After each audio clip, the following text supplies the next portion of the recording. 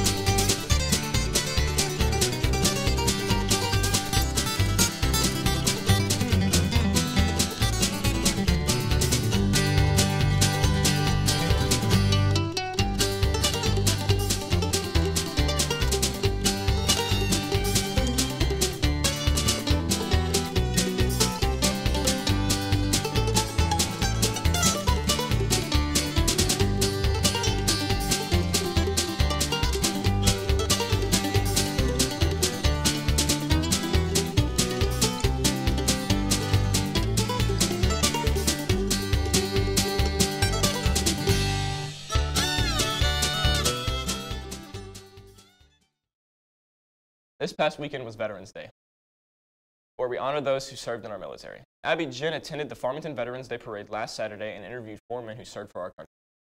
Veterans Day is an official U.S. holiday held on the anniversary of the end of the World War. We celebrate Veterans Day to honor those who have served for our country. For some veterans, Veterans Day is difficult to celebrate. Not only is Veterans Day about the veterans, but it is also about their families. Individuals who have veterans in their family are affected as well. The family members metaphorically wear the military uniform on them. When the veterans are deployed, the family members become the wearer of many hats. The mothers, the fathers, neighbors, friends all come together to become the individual deployed. Hi FHS, I'm Abby Jett and I'm here with Colonel Sparks, an ROTC teacher at our school. Colonel Sparks, could you tell us what activities the school does for Veterans Day and how ROTC plays a role in them? Sure. First, last weekend, as you know, we did the 3rd annual Veterans Day Parade in town.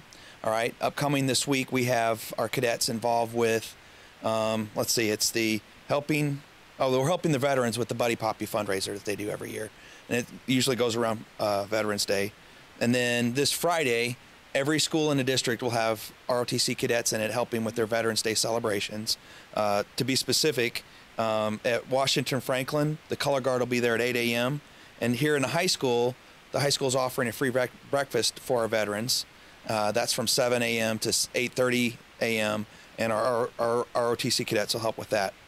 And then finally, our color guard will be with the veterans at the courthouse on the 11th, Veterans Day, at 11 a.m.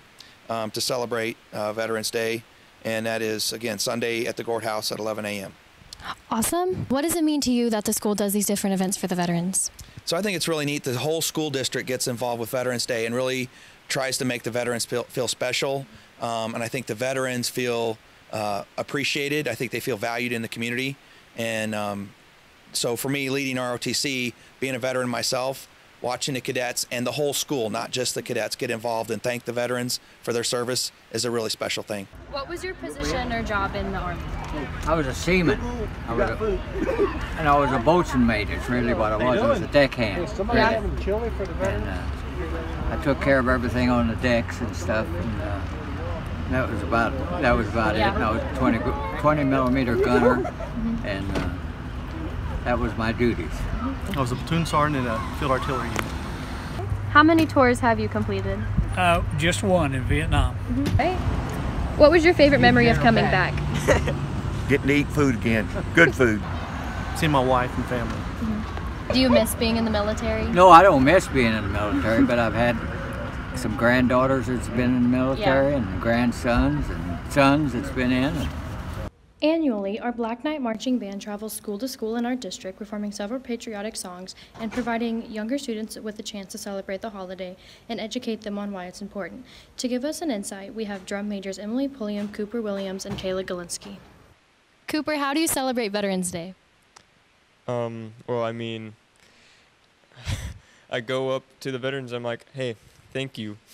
Thank you for your service, because I do appreciate that. And if not for them, I wouldn't be able to live like I do. How excited do you get to go to the BKMB tour for Veterans Day every year?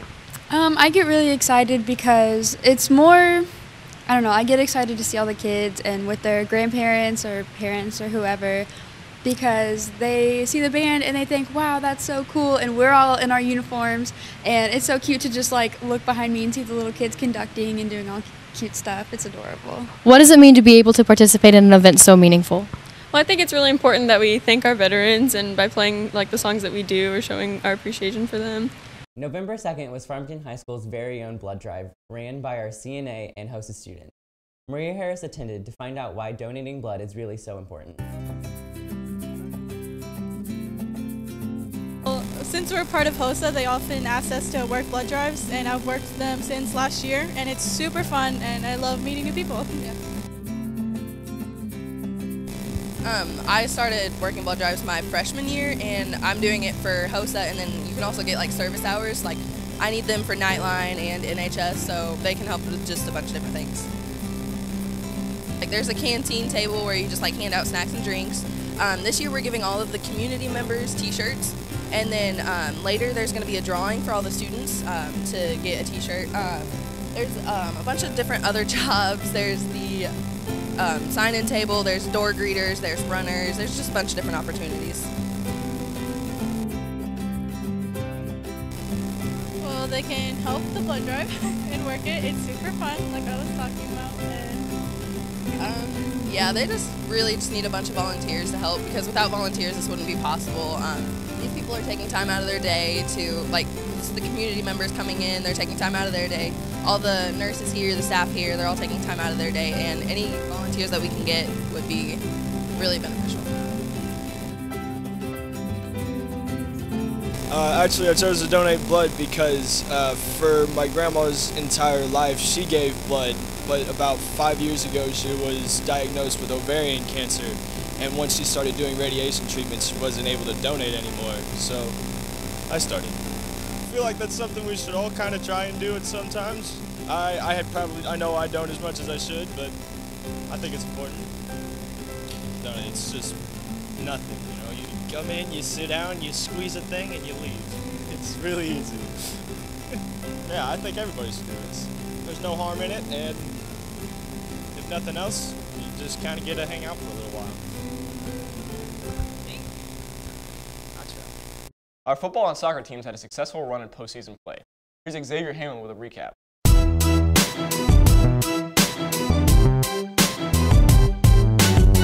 The Farmington Knights football season ended in the second round of districts with a loss of 21-28. They completed conference with a record of 3-1 and a 7-4 record overall for the season. The FHS soccer team went 14-3 in the regular season and won the district championship 6-1.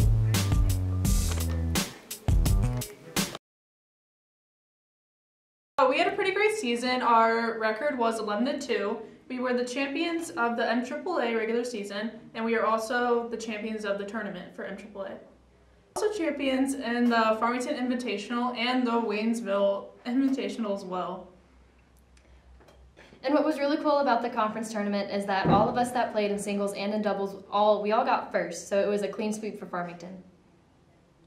With tennis, the top 6 girls are considered varsity, and the way that we do that, we have a ranking tournament in the beginning of the year where Coach Cantor puts us in a bracket, and we have to play against each other to find out who's varsity. And then from there, we just have matches, so we play against local teams. Sometimes they're from St. Louis, which is more difficult than the people that we play in our conference.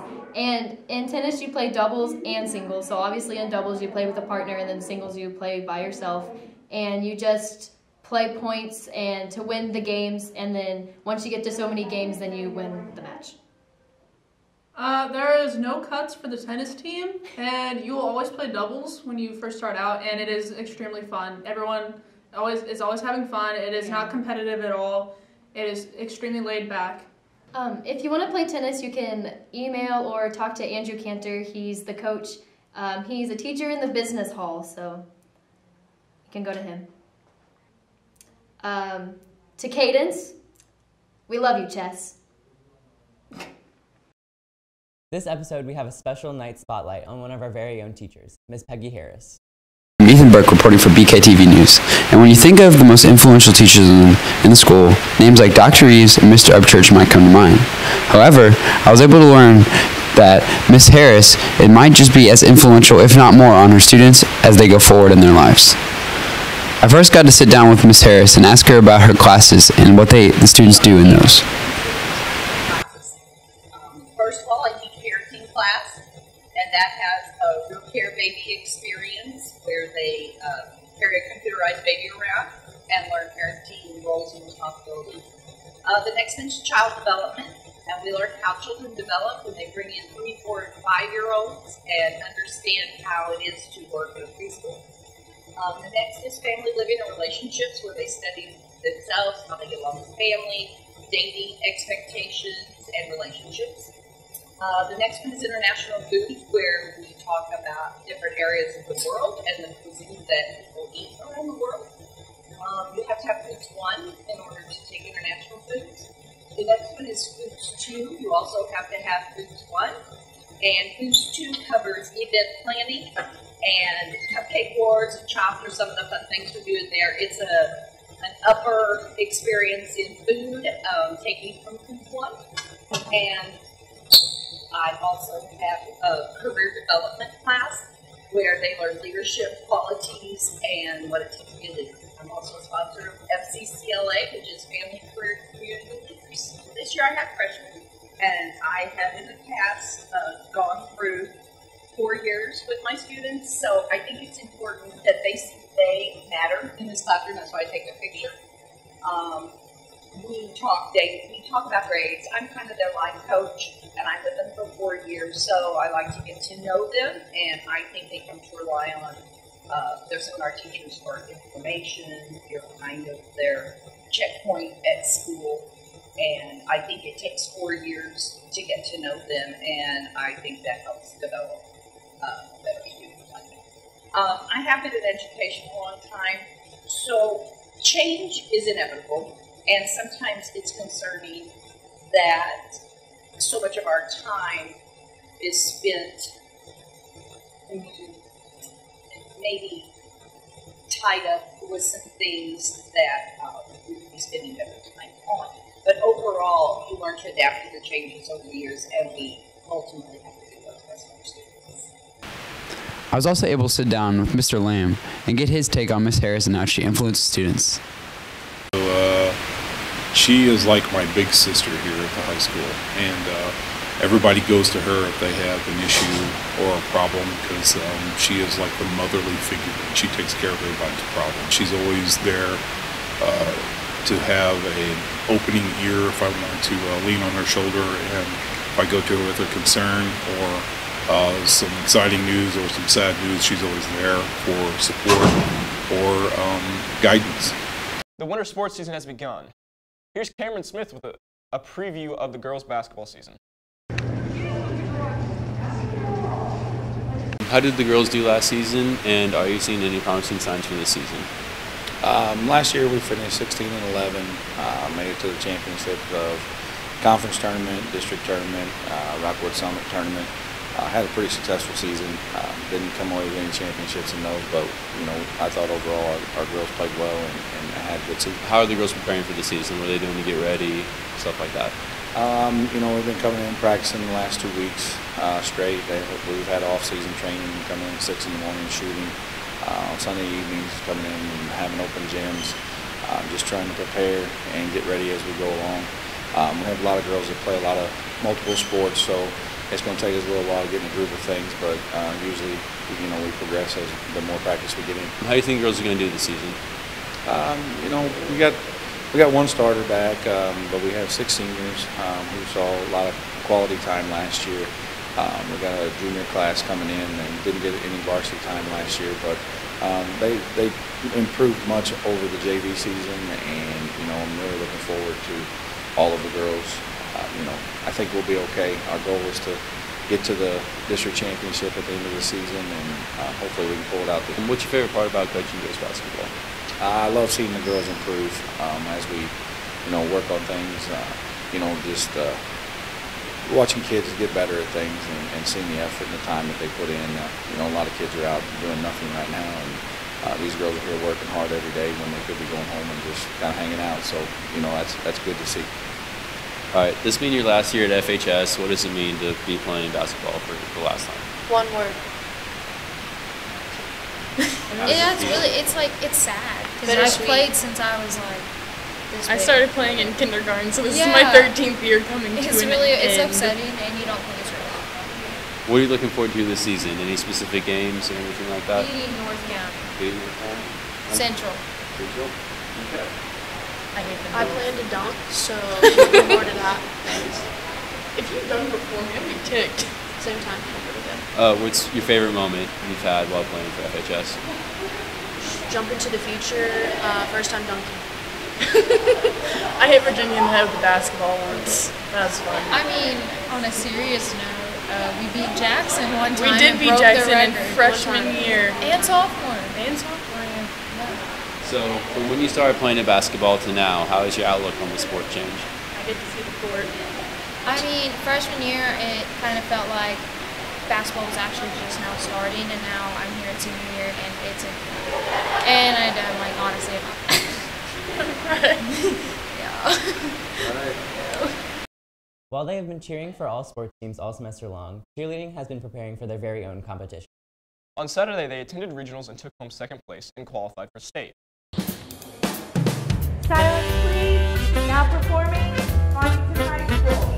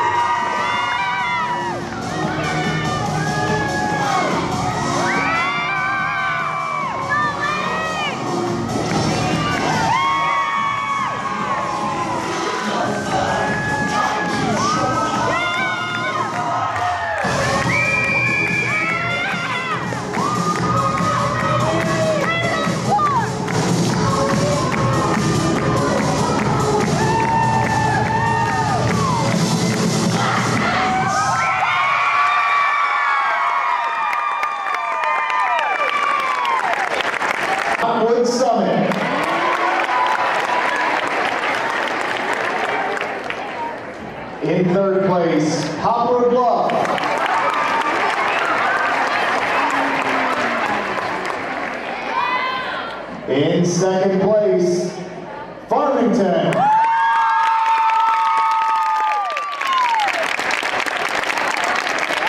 In first place, Jackson High School.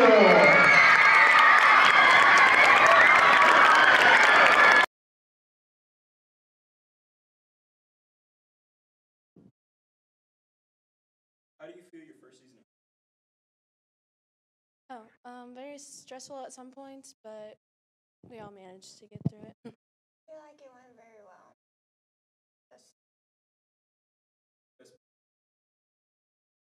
Me being a senior, most likely in college, but I'm not so sure yet. How do you feel your first region? I feel like it went good, despite me kicking Alyssa in the head.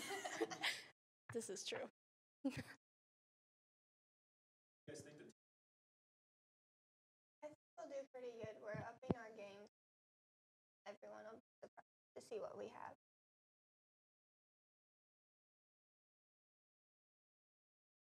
Not really. Sort of.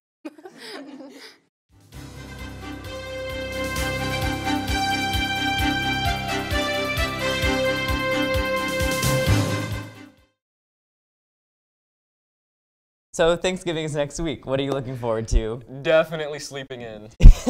Well, our next show will be coming to you in December. Have a happy Thanksgiving.